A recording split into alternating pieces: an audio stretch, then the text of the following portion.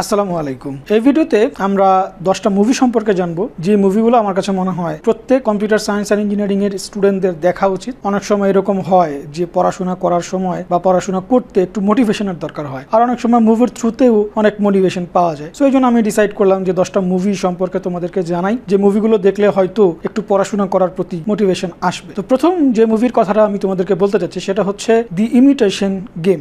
এটা 2014 সালে আসছিল, অ্যান্ড এই মুভিটা বেসিক্যালি তোমার হচ্ছে অ্যালান টিউরিং এর উপর বেস করে তৈরি করা। অ্যালান টিউরিং সম্পর্কে তোমরা হয়তো এখনো অনেকে জানো না, কিন্তু যখন তোমরা আর্টিফিশিয়াল ইন্টেলিজেন্স শিখবে তখন অ্যালান টিউরিং সম্পর্কে জানতে পারবে। ইভেন বর্তমানে যে কম্পিউটার, এই কম্পিউটারের পিছনেও কিন্তু অ্যালান টিউরিং এর অনেক বড় অবদান আছে। আমরা আর্টিফিশিয়াল ইন্টেলিজেন্স যখন পড়ি তখন একটা টেস্ট সম্পর্কে শিখি, সেটাকে বলে টিউরিং টেস্ট, যেখানে আমরা জানতে পারি যে যার সাথে আমরা কমিউনিকেশন করছি সে মানুষ নাকি মেশিন, এটা আমরা কিভাবে যাচাই করতে পারি, এটাকে বলে টিউরিং টেস্ট। তো এই টেস্ট নিয়ে আসলে এই মুভিটা তৈরি করা না, এই মুভিটা অ্যালান টিউরিং এর লাইফকে কেন্দ্র করে তৈরি করা, এবং এটা হচ্ছে দ্বিতীয় বিশ্বযুদ্ধের সময়ের ঘটনা, যখন বিভিন্ন ধরনের মেসেজ পাস করা হচ্ছিল। এই মেসেজগুলো কিন্তু এনক্রিপ্টেড অবস্থায় পাঠানো হতো। এই এনক্রিপ্টেড মেসেজগুলো পাওয়া গেলেও এই মেসেজগুলো ডিক্রিপ্ট করতে পারছিল না। তো এই অ্যালান টিউরিং তার টিম মেম্বারদেরকে নিয়ে এই মেসেজগুলোকে তখনকার সময় ডিক্রিপ্ট করতে পেরেছিল। তো বেসিক্যালি এখানে ক্রিপ্টোগ্রাফির একটা অবদান রয়েছে। সো এই মুভিটা দেখলে তোমাদের ক্রিপ্টোগ্রাফি সম্পর্কে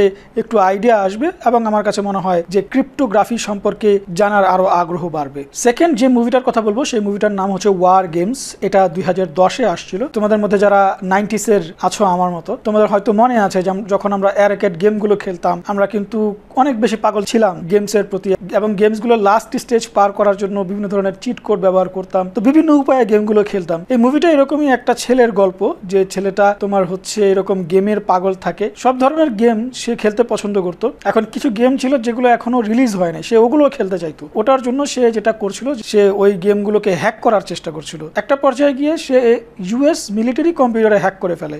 এরপরে কি ঘটনা ঘটে, কি কনসিকুয়েন্স হয়, এই জিনিসগুলো জানতে হলে তোমাকে মুভিটা দেখতে হবে। 3 নম্বরে যে মুভিটার কথা বলবো সেই মুভিটার নাম হচ্ছে দি সোশ্যাল নেটওয়ার্ক। মুভিটা 2010-এ আসছিল। এই মুভিটা বেসিক্যালি তোমার হচ্ছে মার্ক জাকারবার্গকে ইন্ডিকেট করে তৈরি করা। মার্ক জাকারবার্গ কিভাবে তার ওয়েবসাইটটা তৈরি করে, এবং প্রথম দিকে সে কিরকম ছিল, তার মেন্টালিটি কিরকম ছিল, তার গার্লফ্রেন্ডের সাথে তার কি হয়েছিল, অ্যান্ড পরবর্তীতে সে কিভাবে ফেসবুক ডেভেলপ করে, এই সমস্ত বিষয়গুলো এই মুভির থ্রুতে তোমরা জানতে পারবে। 4 নম্বরে যে মুভিটার কথা বলবো সেই মুভিটার নাম হচ্ছে pirates of silicon valley.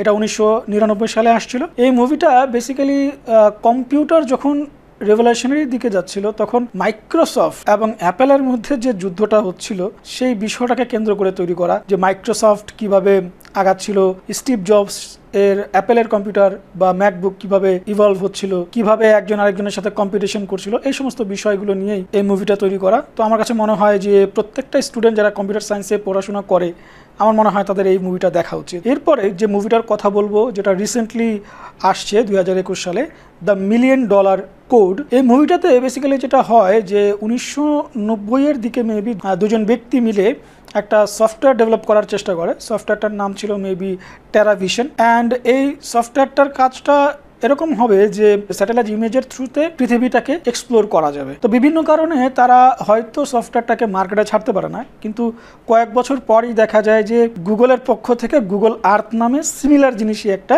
Launch হয়। ওদের কমপ্লেইন ছিল যে তাদের কোনো ধরনের ক্রেডিট না দিয়ে তারা এই ধরনের সফটওয়্যার তৈরি করেছে। তো এখন চিন্তা করো, তুমি একটা সফটওয়্যার বানাইছো, সিমিলার জিনিস গুগল বানায় ফেলছে, পরে এখন তুমি কি করবা? তুমি এত বড় একটা প্রতিষ্ঠানের সাথে ফাইট করবা কি করবা না? হয়তো তুমি করবা না, বাট ওরা করেছে। দেন তারা জয়ী হয় কিনা এটা জানতে হলে তোমাকে ওই মুভিটা দেখতে হবে। 6 নম্বরে যে মুভিটার কথা বলবো সেটা হচ্ছে ইনসেপশন।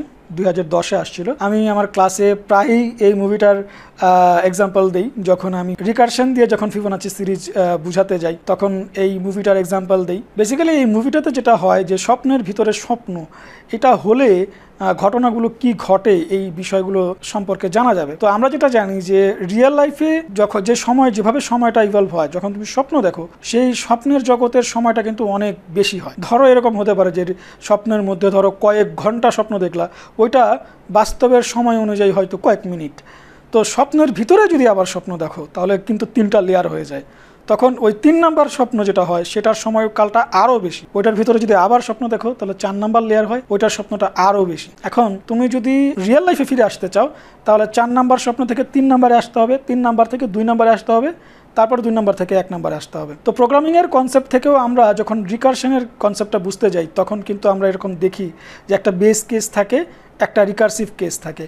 তো রিকারসিভ কেসটা বারবার এরকম করতে থাকে এবং বেস কেসের দিকে ধাবিত হতে থাকে।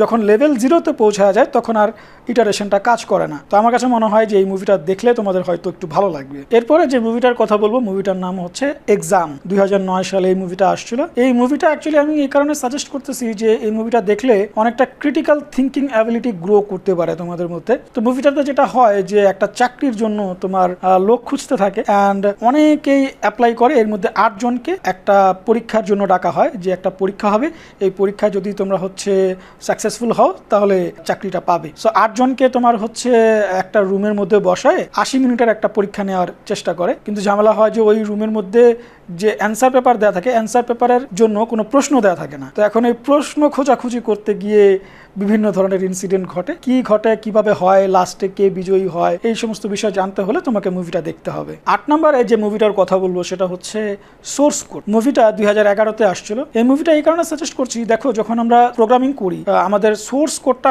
আমরা কোন একটা কম্পাইলারে লিখি, তারপর আমরা ওই কোডটাকে রান করি, দেখি যে ডিজায়ার্ড রেজাল্ট পেলাম কিনা। যদি দেখি যে ডিজায়ার্ড রেজাল্ট আসে নাই, তখন কি করি, আবার ওই সোর্স কোডের মধ্যে একটু পরিবর্তন করি, আবার রান করি, আবার রান করে দেখি যে ঠিক হলো কিনা। তো সেম জিনিসটাই একটা রিয়েল লাইফ ইনসিডেন্টের সাথে মিলিয়ে মুভিটা তৈরি করা, যেখানে একটা ট্রেনের মধ্যে একটা বম ব্লাস্ট হয়। ওই ট্রেনে প্রায় অলমোস্ট সবাই মারা যায়, কিন্তু একজন থাকে যার ব্রেন সচল থাকে। তো আমরা জানি যে আমাদের ব্রেন কিন্তু প্রায় 7-8 মিনিটের জন্য সচল থাকে। তো তার ব্রেনটাকে তারা জীবিত রাখে এবং অন্য একটা মানুষের মধ্যে সে এটা ইমপ্লিমেন্ট করে তারা জানার চেষ্টা করে যে ওই 8 মিনিটের সময়ের মধ্যে তারা এটা জানতে পারে কিনা যে আসলে বম ব্লাস্টিংয়ের সাথে কে জড়িত। তো প্রত্যেকবার ওই মানুষটা ওই ভার্চুয়াল লাইফে যায়, গিয়ে 8 মিনিটের মধ্যে চেষ্টা করে যে কে বম ব্লাস্ট করেছে। প্রত্যেকবারই 8 মিনিট হয়ে যায়, সে মারা যায়, আবার তাকে জীবিত করা হয়, মানে আবার রান করা হয়, আবার সে ট্রাই করে। তো এরকম করতে করতে লাস্টে কি হয় সেটা জানতে অ্যাকচুয়ালি তোমাকে মুভিটা দেখতে হবে। 9 নম্বরে যে মুভিটার কথা বলবো, মুভিটার নাম হচ্ছে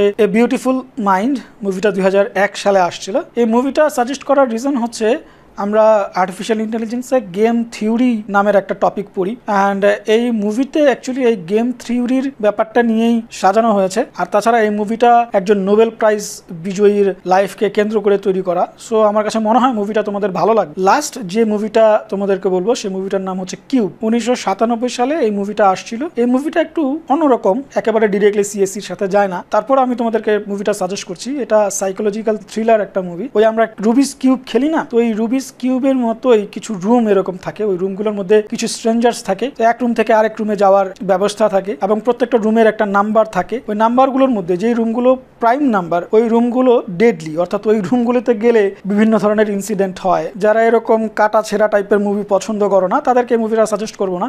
তারপর আমি বলবো চাইলে এই মুভিটা দেখতে পারো। আর এই 10টা মুভির পাশাপাশি আমি আরও কয়েকটা মুভি সম্পর্কে তোমাদেরকে বলবো যে যদি তোমাদের সময় থাকে এই মুভিগুলো দেখতে পারো। তো মুভিগুলো আমি লিস্ট করে রেখেছি। মুভিগুলো হচ্ছে এক্স মেশিনা, ইন্টারস্টেলার দেখতে পারো, আমার খুবই ফেভারিট একটা মুভি। তারপরে তোমার হচ্ছে রজনীকান্তের রোবটটা দেখতে পারো। তারপরে হার নামের একটা মুভি আছে, হ্যাকার্স আছে, দি ম্যাট্রিক্স দেখতে পারো, আমার মনে হয় ম্যাট্রিক্সটা সবাই দেখেছো। থিওরি অফ এভরিথিং দেখতে পারো। তারপরে জবসের একটা মুভি আছে, মানে স্টিভ জবসের লাইফ থেকে যে মুভিটা তৈরি করা। তো এই মুভিগুলো দেখলে হয়তো একটু মোটিভেশন আসতে পারে পড়াশোনার প্রতি। আমার ভিডিও যদি ভালো লেগে থাকে তাহলে লাইক করবেন, শেয়ার করবেন। তোমরা যদি নতুন এসে থাকো তাহলে সাবস্ক্রাইব করবে। সব নতুন নতুন ভিডিওগুলি সবার আগে তোমার কাছে পৌঁছে যাবে। আল্লাহ হাফেজ।